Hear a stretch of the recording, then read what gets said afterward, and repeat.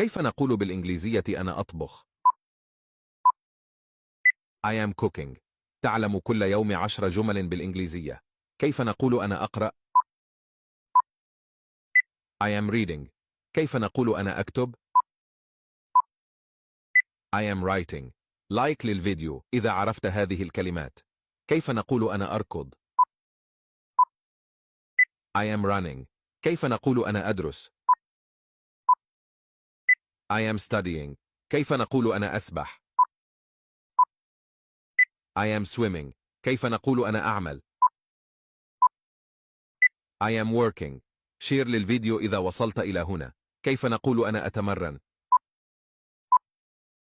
I am exercising. كيف نقول أنا أتسوق؟ I am shopping. اكتب في التعليقات كم تحصلت على 10. كيف نقول أنا أرسم؟